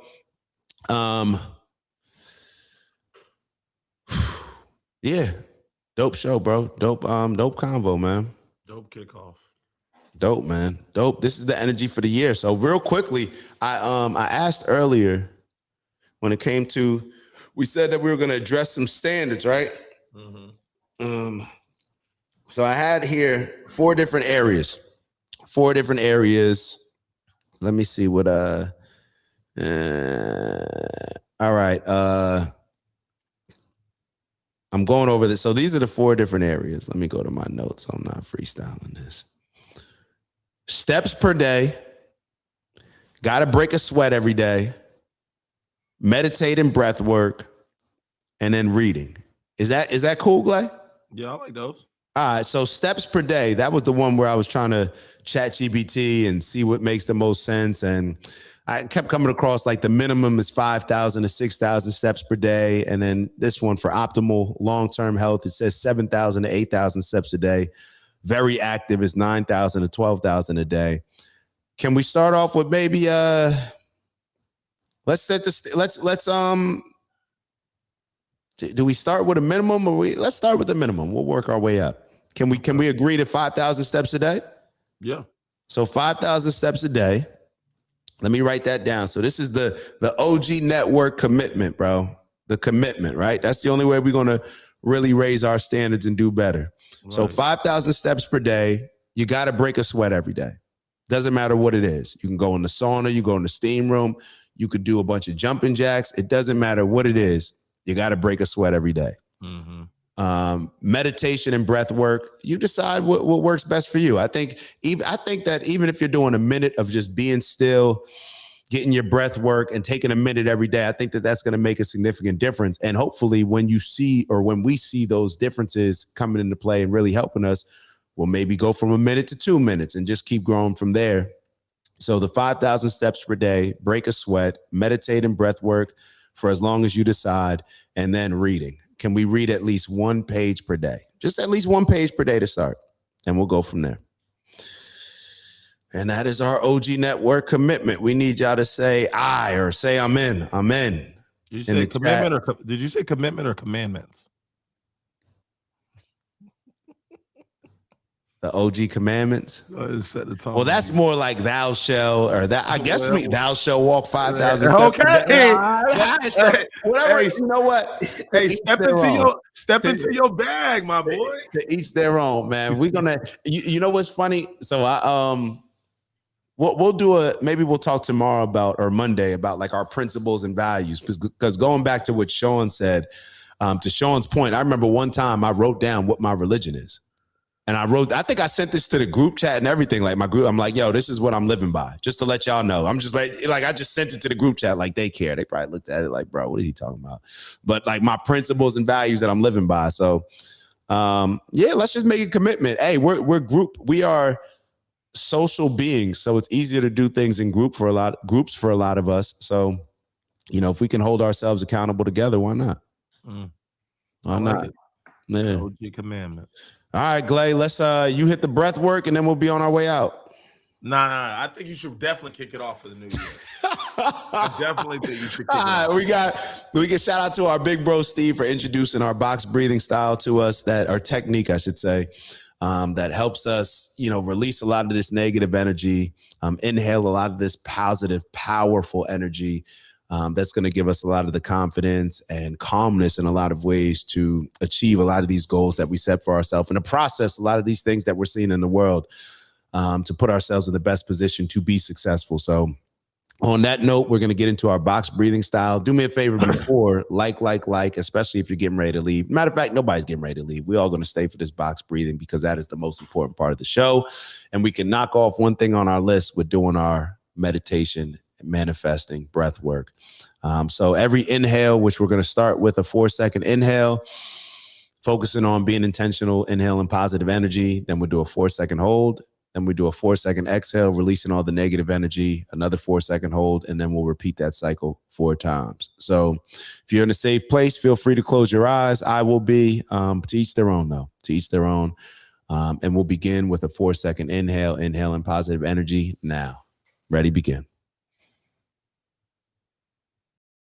Hold. Exhale. Hold. Inhale. Hold.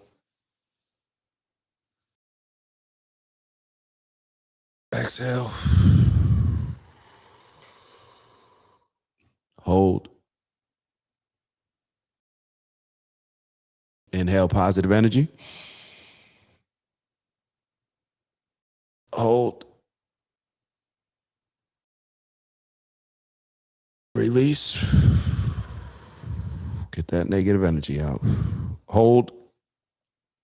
Keep holding. We're getting ready to go through our last cycle. So let's be very intentional with this. Intentionally inhale now. All that positive energy. Hold. Keep holding. We're getting ready to release the last remaining bit of that negative energy and let it out.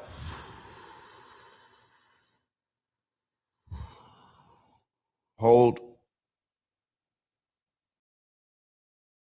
All right. Y'all know we come here to do, man. Let's elevate on purpose. Let's challenge ourselves to become the best leaders we can become. Let's grow into the people we need to grow into in order to have the confidence, the capability to achieve a lot of these amazing goals that we set for ourselves. Strength and honor, onward and upward. Let's make sure that we're focused, super focused on all the little things that we're doing. And I say little things with air quotes because we know that's what ultimately adds up into what will be our impact on this world that we like to call our personal legend. So let's make sure that we're focused on those things, that we're choosing our focus, and perhaps choosing our focus comes with choosing our enemy. What are the things that we want to attack and address and confront to make sure that we are becoming the best versions of ourselves? So we like to call that getting in our bag, or the things that we focus on, what's in our bag, to make sure that we're on the proper trajectory as we live in our purpose and strive for that purposeful abundance. So the things that I focus on are peace, love, happiness, health, wealth, and in everything we do, integrity. And of course, got to have that balance. Glay, it's your world. Great kickoff, man. Very therapeutic, very deep, a lot of depth, a lot of conversation, a lot of dialogue. I think we're, like Steve liked to say, like, we're really distilling this thing. We're really getting to what the new version of what the truth needs to be. You know, the truth may change with time, and that's okay. Just like your perspective changes with time. And we have to allow what the truth today, we have to create and identify what maybe the truth is for today's generation in society. Not be so focused on hoarding what the truth used to be in the past. Maybe we got to shift and see what the truth is, and that may require a new set of rules, require a new set of principles. I mean, think about that. In this day and age, we're setting a standard of taking 5,000 steps in a day. I don't know if 20, 30, 40, 50, 100 years ago that was a thing. So the truth must evolve with time, and that's okay. We have to be okay to relinquish control, relinquish tradition, relinquish our beliefs in order to truly find out what the truth is and how that's defined today. And it's a difficult process. As we see we're forging a new identity, but it takes a group of individuals willing to understand and call out that there's a problem. And then it takes another group of individuals willing to make a change. And if all those people get aligned, we won't fall victim to what history has done in the past, which is to continue to repeat itself. So let's hold history accountable. We've seen what can happen. We've seen what the worst can lead to. But for some reason, human nature, we keep fighting for this pursuit of happiness, whatever that looks like. So lean into that and continue to push ourselves and the other men around you so that we can protect, provide, and do what we are set on this earth to do. And I think we will definitely leave this place a lot better than the world that we found it when we entered the world. So that's my take today. Love that, Glay. Love that, Glay. So we'll finish off as we always do with a couple different highlighting some of y'all outro comments. Abu Han said, I'm in, but can lifting weights substitute the steps? Now we trying to bend the rule. Yeah, the standard is the steps. See, Abu Han, we see how this works. Is this where it starts? You see, no, the steps are the steps, but of course you can lift weights, but the steps are the steps. The steps are the steps. Okay. And it's all good. You could choose for yourself. Maybe the steps aren't, as important for you, but that's cool. But the steps are the steps. The steps are the steps. Finn wrote, choose your enemies wisely. Be a representation for the people that wish they could say things you're saying. Become come on, bro. We not the honorable. Yeah, I'm like, hold up. I'm like, who said honorable? Who said David Alexander. Yo, Finn, I appreciate you, brother. You know that. You just made me uncomfortable reading my own words. Big Bro Steve wrote, when excellence becomes your standard, average becomes uncomfortable. Continual daily improvement, mental, physical, and spiritual. Love it all, man. And shout out to Phyllis tapping in. Phyllis, you're never late, man. You 3 hours behind, so we see you. We appreciate you. And everybody think about what you want this new year to be. Think about what your motto, what your energy is going to be for the year. I told y'all, I'm fighting fear-based mediocrity all year. Figure out what you want to fight, figure out what you want to go up against, and figure out who you want to become. And we'll see y'all on Monday. Have a good one.